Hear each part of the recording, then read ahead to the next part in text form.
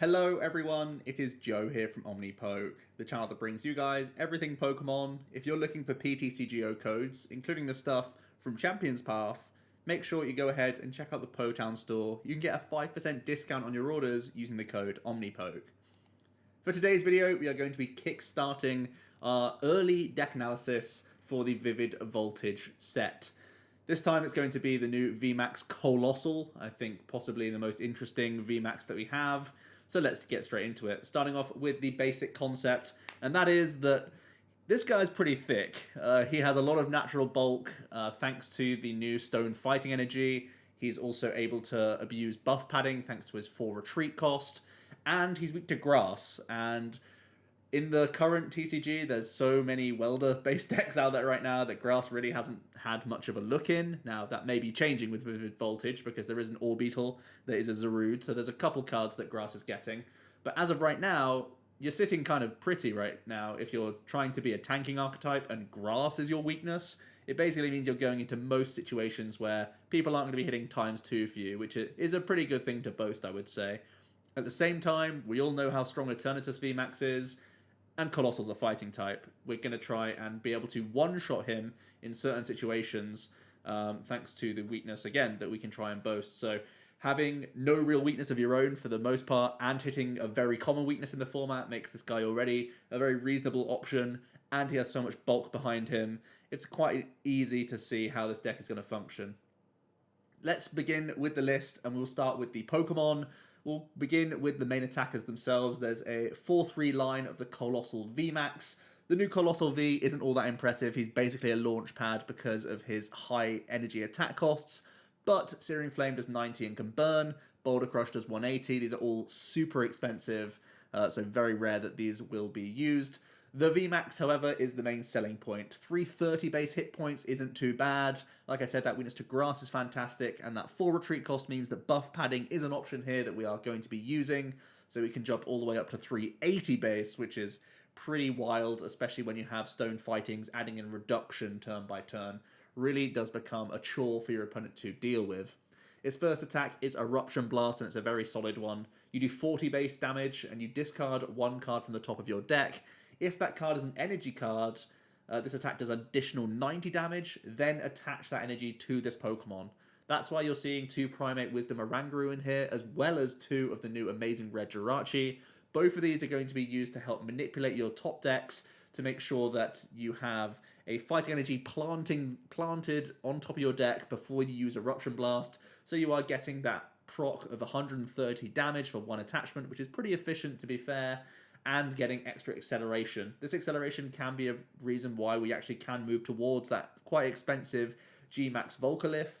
It seems like a hard ask, but the hit points that you have, the healing options that we have in the deck, and the fact that, you just pose such a big number that some people just have to go around you, and when they're knocking out your Dedennes, your Crobats, your 1 prizes, that sort of thing, it just means that Coalossal's kind of like left to his own devices, and after a couple of Eruption Blasts, you're ready to GMAX Volcalyph in the game if he's still standing, and that can certainly be the case. So don't sleep on GMAX Volcalyph reaching that 240. It can certainly be something that you look towards in the late game.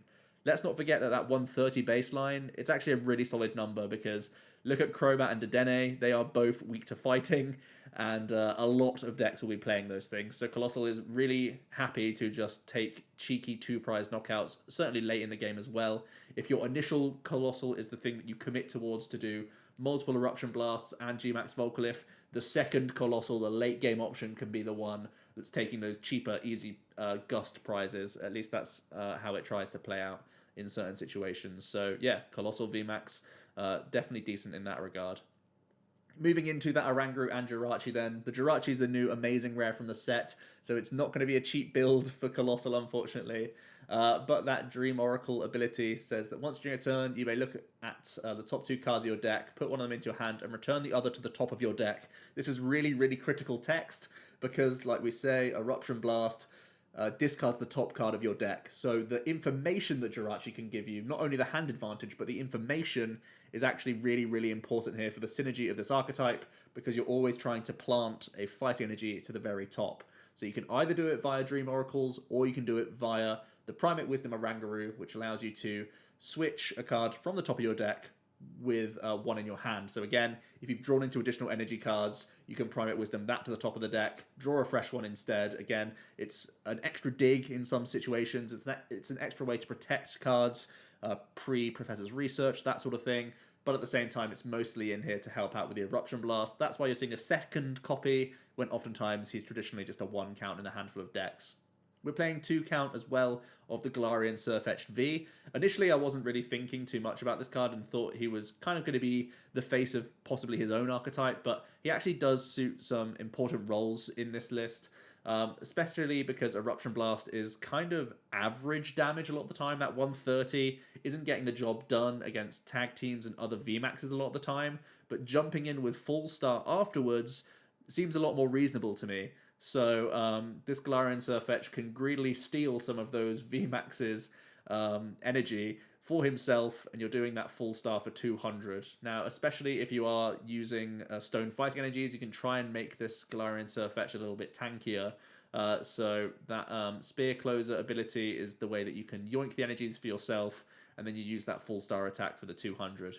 200 is not the best output, but we are playing some damage modification in the deck as well, so hopefully there are situations where Galarian Sirfetch'd can possibly, one-shot a Zacian, one-shot a Zamazenta as well, because it's the only option that we have against them, because Coalossal obviously can't do much against it.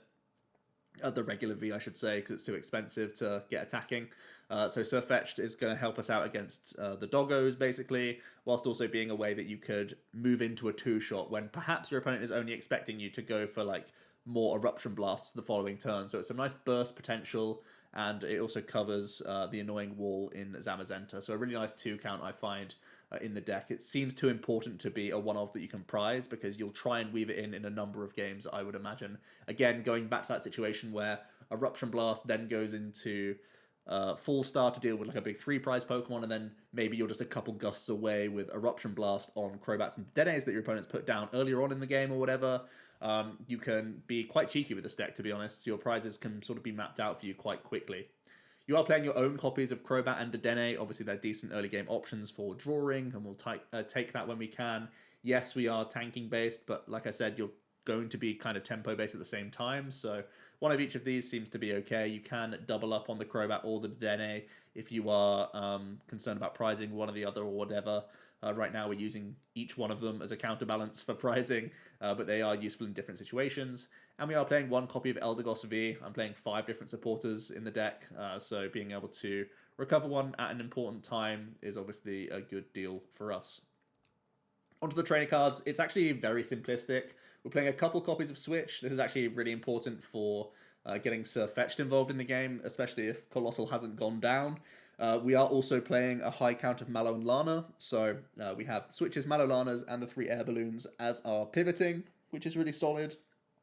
So to switch, the reason why we have a higher count of the air balloon is obviously we like to stick those onto our Orangurus with a 2 retreat cost, or our amazing Red Jirachis. I'm preferring air balloon to U-turn board because it's more versatile. There are more Pokemon that we can start in the deck that we could air balloon to retreat ourselves out of. So that's why it's a slightly lower count of the physical switches, why we have more balloons. Then we just have 4 Com, 4 Quick Ball. Hopefully that gives us good access to Coalossal VMAX for turn 2, and obviously plenty of access to our useful basic Pokemon to get us drawing in the first instance, but also getting things like Oranguru established quite quickly, so we can start planting those fighting energies for when we need them. We do have those 2 copies of buff padding to make our Coalossal super chonky. Also means in a handful of matchups you can Mallow&Lana your way out of a 2-shot range, which can, like I said, be a huge headache. We're also playing 3 copies of Martial Arts Dojo. I do find its math fixing quite important in a lot of situations, turning that 130 into a 140. Obviously it's going to be very good against ADP because they have 280 damage output, so having Dojos accessible for you is awesome. Also, if ever you are behind, if you've fed your opponent a Jirachi or an Oranguru, you can then get the benefit of doing an additional 40 damage, which jumps you up all the way to 170, which again is a good number for some lower hit point things if need be, but also just makes you have a lot easier over time of trying to 2-shot things as well. So that all seems very decent to me. The Dojo definitely decent. I think it's mostly in here for ADP from my experience. Having that high count. It's also just a counter stadium in general, which is never a bad thing. But I do like just having the threat of Dojo at any point because it makes your opponent play quite differently in a prizing situation. or sorry, how they're going to try and map out their prizes, because it's something that they know they have to play around. So yeah, it's a nice threat to have in the deck. Onto the supporters now. I mentioned we are playing 5 individual different supporters. The first of them is Leon. I do like Leon again, similar to the Dojo really, where it can be a nice math fixer for you. You can go from a 130 damage Coalossal into then going for 160 with 1 Leon usage. So again, a great way for you to 2-shot ADP, which is pretty solid. It also can be used to push yourself in a handful of other situations just to make that damage work a little bit better for you. Like I said, it's going to be a great way that Galarian Sirfetch'd can deal with a Zacian or a Zamazenta, and I find those to be really important for you. So yeah, a couple copies of Leon in here really pushes the slightly lower damage output that we're sort of resting on for the most part. Also a couple copies of Boss's Orders. I'm super close to changing the Mallow&Lana and Boss's Orders count, so I'm kind of 50-50 on this because I really, really like healing with this deck. It seems to have just insane synergy, but Boss's Orders on those easy Dedenne and Crobat prizes are super tempting. So it might be something that you play around with in the format. You see how many of these smaller hit point Pokemon used for drawing are sort of sat around right now. Obviously, you don't care about it in the Eternatus matchup, the deck that plays the ton of Crobats, because you can just go through anything thanks to weakness. But against like the ADPs and stuff, you'd much rather be bossing through Dedennes and Crobats than you would be trying to like Leon and use Sirfetch'd through like Zacians and stuff like that. Because obviously the Sirfetch'd are far more squishy and can be response KO'd. So I'm resting between that 2 and 3 count of Boss's Orders. Yes, we have Eldegoss as well, so there is something to fall back on, but Boss is very nice for just taking those cheekier prizes thanks to our type coverage. And that Mallow&Lana, definitely a nice card. I'm playing 3 mostly at the moment just for access. I want to be able to use this card on the turn that Coalossal does take that big hit, because it can be a great way for you to get into that Volcalith attack for 240 base, which is a lot more solid of a number. And when you're already playing Stone Fighting Energies for reduction plus buff padding, that removal of damage can be like really back-breaking for the opponent, especially if you're stacking Stone Fightings on top of 1 Coalossal. Like if you get 2 or 3 even Stone Fighting Energies, that's like a huge headache for people to deal with. So Mallow&Lana is very decent in that respect.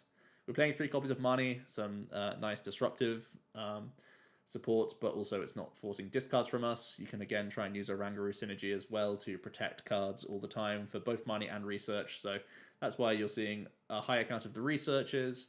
I like just protecting things when need be with Oranguru. Obviously, you also have that amazing Red Jirachi. So 2 different ways you can synergize your fighting energies, which is solid. Research, just a big dig into the deck, which is never really a bad thing. Onto the energies then, we are playing 4 copies of the Stone Fighting. It's a really, really incredible card. The more you play, especially with the Coalossal deck, because you have acceleration, you can take advantage of this card. So whenever you're drawing into those Stone Fightings, you know they're getting onto the board either by manually attaching for turn or because you can Oranguru it to the top of your deck, and then the Coalossal does work with Stone Fighting. The energy doesn't state that it has to be a basic energy. It doesn't state that it has to be a fighting energy. So you can reveal the Stone Fighting, immediately attach it to your active, and you're getting that reduction straight away. So yeah, really, really obvious, nice synergy here. And 8 basic copies of Fighting Energy. I'm sat around that sort of 12 to 13 mark I've found most comfortable with, because you always want to have another energy, because, you know, otherwise you're losing 90 damage and an energy attachment. Both of those things are huge. So plenty of access to this card is obviously something you want to have available to you. So the full list here now. If you want to sort of take a screenshot, it'll also be in the description. It's something that I always do, so take note of that as you wish. But we'll go on to tech options now. There hasn't been too much that I've really explored outside of the basic core list that I've gone for. There's a few extra defensive options you can look for. Reset Stamp is something that's not really in the list right now. You could definitely go down that route. If you wanted to add in Reset Stamps, cut the Marnies perhaps, and maybe weave in other supporter cards like Erica, Sinlin as well. Those are decent options for you. Marshadow Champ gives you a GX attack option, which we currently don't have any of right now in the deck. So having a Marsh Champ could be reasonable. Obviously, because the Coalossal, you know, self-accelerates and only requires 1 energy attachment, there are certainly turns where you can manually attach 2 other Pokemon around your board. Marsh Champ could then be sort of waiting in the wings to go for a revenge attack into an Acme of Heroism, for example, and again, those numbers are pretty solid. If you do want to lean more into the tag call package, Gust KO definitely has some nice synergy here, as we have Stone Fighting Energies, we have Buff Padding, we have Air Balloon, we have Dojo as well. So I can definitely see a reason for potentially thickening out that tag call package. rather than just leaning completely on the Mallow&Lanas right now. Sidlin as well, when you're playing so many individual supporter cards, can be a reasonable option. And if you're not a huge fan of the amazing AR Jirachi, or if you even want to just build a more budget version of Coalossal, to be perfectly honest with you, out the gate, you could definitely give, you can cut out the air balloons from the deck. You can go higher scoop, up net, and higher switch counts. Go back to traditional Stellar-Wish Jirachi. It means that you have to lean into your Oranguru more so with that build, but you can try and play Scoop Up Net, Mind Report, Mewtwo, plus Stellar Wish for early game consistency. I do think that is also a decent option. Just do bear in mind that the Orangurus do become more premium, but at the same time, Scoop Up Net means that you can pick up and reuse Oranguru at the same time, so you can do it before a research and then after a research as well in certain situations. So that's another small synergy that Scoop Up Net can provide if you're going down that build.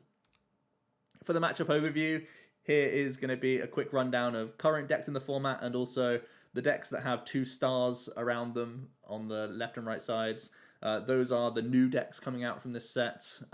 Do comment down below if you think I'm missing any archetypes from the new set, if you'd like me to record any, and also which ones you want to see first, because they're not really in any particular order right now. I haven't got them in like order of playability or anything like that. Just kind of the ones that came to mind and the ones that I've been building so far. So if there are any other notable decks from this set, certainly do give it a mention. Actually, even straight away, I know one that's come into my head that I haven't written down, and that's a couple of Clefable variants, which is quite fun. But yeah, and then we have traditional decks that we all sort of know from the format: ADP, Eternatus. I don't think the ADP matchup is like necessarily free. Just because I don't have an X next to these decks doesn't mean you're like positive. I just think the red X's are the inherent weaknesses, I would say. Center Scorches seem awkward because your natural damage output isn't the best. It kind of forces you into Sirfetch'd quite often, and they can respond on that quite easily. And I think if you're just trying to lean into the Coalossal more so, then they can quite happily just stack a bunch of energies on with a heap of welders and whatnot. Green Center Scorch also has the option for healing on its own end, and that could be a headache in its own right. Luke Metal as well. I'm worried about the amount of Zamazenta that they can make quite bulky. With buff padding and that GX attack, even the Sirfetch'd are going to have a problem in that sort of matchup, especially because they can move straight into Azation, knock out your Sirfetch'd at the same time, and we can't really respond KO in any way. We just have to go back into a Coalossal and hit them for like 130 or whatever, and that seems very awkward to me. Mewtwo Frostmoth can go over the top, and that's always a concern for tanking decks. It does require a bunch of energies for them to do it, but it can be done. Desi Goons and Altaria Goons, annoying walls that we don't really have enough answers for, to be honest. Baby Blacephalon, again, it can go over the top, and that's a bit of a headache. We do play a few Marnies, but it's still a tough ask, I would say. Mad Party, just because they can really just chip away at you, and yes, sometimes they put down Dedennes and whatnot, but oftentimes they can, as long as they play fairly reserved, they can just win a traditional prize race, I would say. Zarude and Orbeetle are both grass decks, certainly things to be slightly worried about. And Togekiss has natural resistance and is likely playing healing of some description. Whether it's there's a few different options. There's things like Porygon Z, Recycle Energy, and Hyperpots that they could have access to, or they can be playing Scoop Up Net Corviknight if they really want to. So there's a few ways Togekiss will be an annoying headache for Coalossal as well, where you're both really just kind of hitting each other with pillows rather than just going for big one-shots. You're both kind of just doing little tickles of damage here and there whilst also healing the opponents off. So that'll be a bit of a war of attrition, which could be a slight headache, I would say. My closing thoughts are that I do think the damage output of Coalossal is still somewhat of a concern. I think there's some nice Gust prizes that you can be taking, which is really good for tempo. But I do think the Sirfetch'd is actually like low-key a really important card here, because otherwise you're twiddling your thumbs for too many turns, and your opponent can either build up to a lot of damage. There are situations where you just don't have the Mallow&Lana in hand. There are situations where they can just be gusting around the Coalossal the entire time. So yeah, I think making sure you utilize the Sirfetch'd in the right moments and knowing when to take tempo prizes, knowing when to give up on a Coalossal, these are all going to be important things to learn as we test the deck more, I would say. And the general concern really is that there are annoying walling decks and one prize decks, which we don't really have many easy answers to because we don't have any good, like, basic one prize fighting stuff, at least yeah, basic wise. There's things like Domfan and Excadrill that you could try and use, but it starts eating into a lot of spaces, and I'm not sure if that's going to be able to trade 1v1 versus Desi or Altaria anyway, just because of their inherent issues that they have. So yeah, just a few thoughts in general. I do think Coalossal is going to be pretty fun. I think there could be other renditions of this deck as well to try out. Let me know down below how you've been trying Coalossal. I know in the Japanese meta, oftentimes they had Smooth Over Magcargo to fall back on, and it's a bit of an adjustment for us now that we don't have that option available to us. So do we even need to go further on the energy count? Do we need Viridians? Do we need possibly even like an Ordinary Rod to recover fighting energies? I'd like to hear your thoughts down below on the deck and how successful you think it's going to be in the meta. That's it for today's video, guys. I hope you did enjoy, and I will be back tomorrow for another Vivid Voltage deck. And do bear in mind, myself and Jack will be playing on Tabletop Simulator very soon, so keep an eye out for those videos as well, where you will begin to see some of these decks in action. Thanks very much for watching.